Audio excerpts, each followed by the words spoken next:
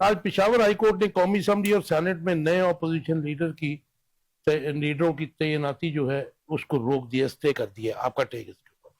क्योंकि हमने देखा कि आपको ये सजाएं होती हैं और वेरी नेक्स्ट डे जो है इलेक्शन कमीशन ऑफ पाकिस्तान उनको डी सीट करके इलेक्शन के शेड्यूल को भी अनाउंस कर देता है। हालांकि जितना मैं थोड़ा बहुत कानून को समझता हूँ, तमाम अपीलें सुप्रीम कोर्ट तक जब तक उनकी मेरे ख्याल में खत्म ना हो जाए या वहां से तक फैसला ना आ जाए, तो according to the constitution of Pakistan उनको डी सीट नहीं किया जा सकता। जी बिल्कुल, आपने काशिफ भाई बिल्कुल दुरुस्त फरमाया है। इसकी एक मिसाल भी मैं आपको पेश करता हूँ। जब बेनजीर भुट्टो साहिबा को इसी तरह एक अदालती फैसले के तहत जब हटाया गया था, तो उनको भी कोर्ट ने रिलीफ दिया था और ये कहा था कि खत्मी जो अपील है उसके इखराज तक, बल्कि इलेक्शन कमीशन के जो इलेक्शन कमीशन से जस्टिस कदीर, जी जस्टिस कदीर थे, बिल्कुल जस्टिस कदीर उन्होंने बल्कि तो जस्टिस सदर को भी डाल दिया कदीरुद्दीन ने जब ये वो जजमेंट थी कि जब तक खत्मी इलेक्शन कमीशन ने जब वो अपना फैसला सुनाया तो खत्मी अपील मंजूर होने तक वो अपनी सीट पे उन्होंने 30 डेज का टाइम दिया। जी बिल्कुल। तो इस वक्त तो जो इलेक्शन कमीशन है हमारा वो बहुत उजलत में है। यानी यहाँ पे बंदियाल साहब की कोर्ट ने, फुल रुकनी बेंच ने जो पंजाब में इलेक्शन की तारीख दी थी, तो ये वो इलेक्शन तो उस वक्त इलेक्शन कमीशन ना करवा सका, लेकिन अब यहां पे अदालत का फैसला आता है तो बगैर कोई उजलत के, बगैर वक्त जाया किए अगले ही दिन जो है वो ना अहली की तलवार लटका दी जाती है, बाकायदा नोटिफिकेशन और डीसीट कर दिया जाता है। तो वैसे भी इस पे बात करने की इसलिए भी जरूरत नहीं है कि यहाँ पे अदालतों का जो हाल हो गया है, जो पिछले 2-2.5 साल में लोग आज तक डोगर कोर्ट्स को नहीं भूले थे, अब पता नहीं इसका नाम क्या रखा जाएगा, जहां पे आम आदमी तो क्या, एक सबसे बड़ी जो पार्टी तहरीक इंसाफ है उसके आम सतह के कारकुनों को भी 10-10 साल सजा दी जा रही है।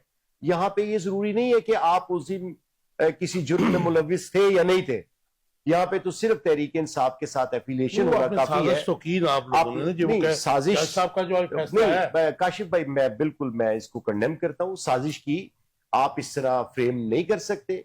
नहीं, साजिश कैसे की? नहीं, आपने कहा साजिश की, तो साजिश तो ये भी आपको कहता हूँ साजिश क्या होगी। यानी इमरान खान मीटिंग कर रहे थे और वो अपनी लीडरशिप को हिदायत दे रहे थे और एक पुलिस वाला टेबल के नीचे बैठ के सुन रहा था, तो सारा मुकदमा तो इसके ऊपर खड़ा हुआ है।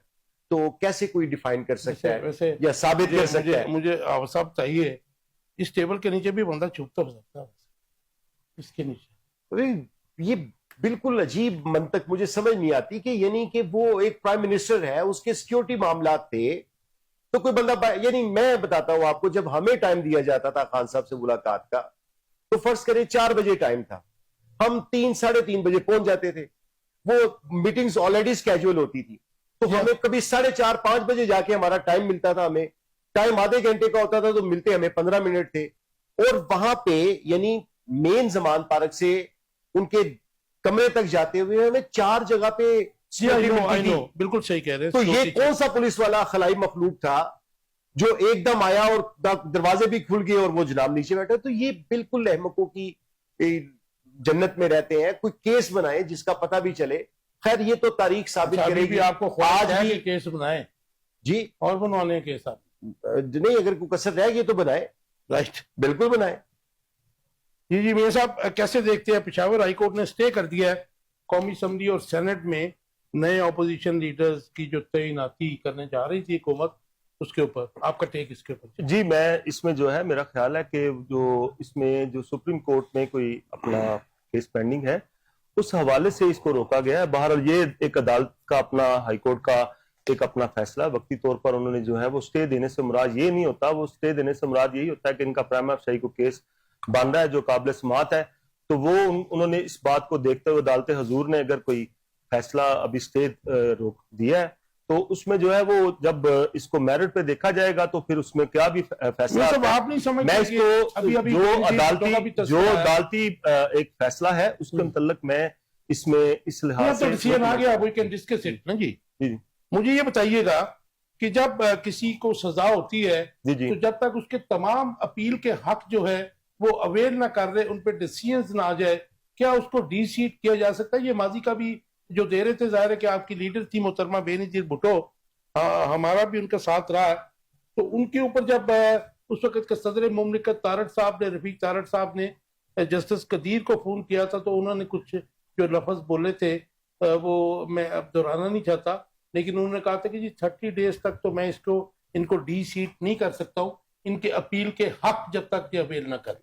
जी देखें जी, जहां तक पाकिस्तान पीपल्स पार्टी की तारीख है तो आप देखेंगे कि पाकिस्तान पीपल्स पार्टी की जितनी ज्यादती अदालती जुल्फकार अली भट्टो से लेकर मोहतरमा बेनजीर भट्टो से लेकर आसफ अली जरदारी से लेकर राजा परवेज अशरफ से लेकर यूसुफ रजा गिलानी से लेकर, और ये तो हमारे लीडरान हैं। और जो वर्करों की बात करें तो हमें पता है कि हमारी जमानतें, मैं खुद पार्टी की खातर हम भी जेलों में रहे हैं, कि हम अगर अपने कायद के लिए झंडा लेकर भी बाहर आए हैं तो हम पर दहशतगर्दी के मुकदमा बना दिए गए। पाकिस्तान पीपल्स पार्टी की तारीख भरी है कि अदालतों ने उनके साथ जो किया, और लेकिन हमने कभी भी ऐसा नहीं किया, हमने हमेशा अदालतों का सामना किया। अगर यूसुफ रजा गिलानी साहब जो हैं, उन्होंने जो है उनको जो है वो प्राइम मिनिस्टर से उनको कहा जाता है, उनको सजा दी जाती है, वो प्राइम मिनिस्टर से वो कंटेम्प्ट में गए थे, वो जो भी थे देखें हमने अदालतों का हमेशा हम थोड़ा सा डीट्रैक हो रहे हैं हमने ये सब। जी साहब मैं ये सिर्फ ये पूछ रहा हूँ कि क्या उनके अपील के हक वो किसी भी पॉलिटिकल मैं कहता हूं ये बिल्कुल ये बात एक देखिए, जहां तक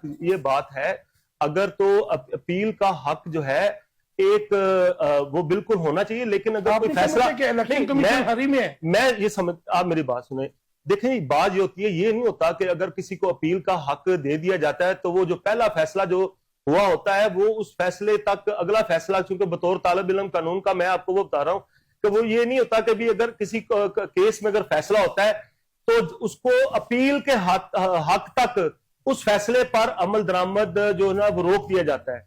वो ये ऐसा नहीं होता। अगर किसी को अपील का हक दिया जाता है तो जो पहला फैसला होता है उसकी अगर एग्जीक्यूशन फाइल की जाती है या उस पर जो है वो अमल दरामद करना जो है वो उस कोर्ट की जिम्मेदारी होती है कि अपना जो आप इसको थोड़ा सा आप ट्विस्ट करके जो मैं आपसे पूछ रहा हूं वो आप बताना नहीं चाह रहे। नहीं मैं वो आपको बेनजीर भुट्टो को भी उस वक्त के इलेक्शन कमिश्नर ने 30 डेज दिए थे अपील के लिए, जी उस वक्त तक उनको डी सीट नहीं किया गया था।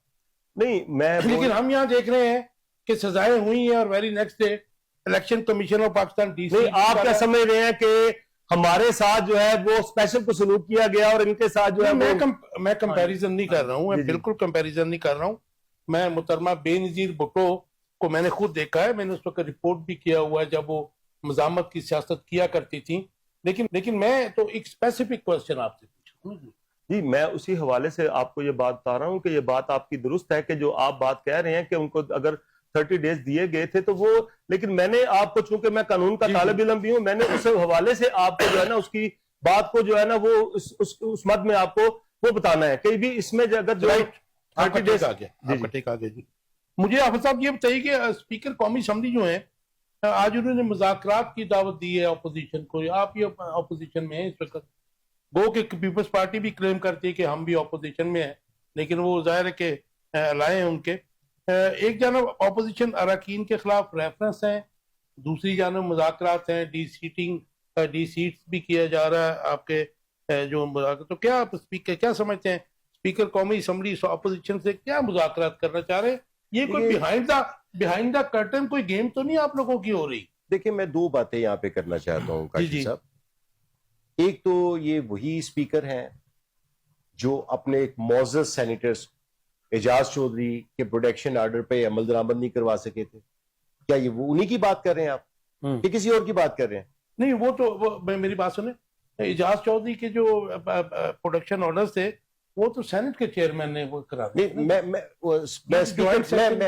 मैं बात कर रहा हूँ, अब इनकी भी बात सुनिए। मैं पहले हवाला सेनेट का ही दे रहा हूँ। ये वही कौमी असम्बली के स्पीकर थे, वो सेनेट के।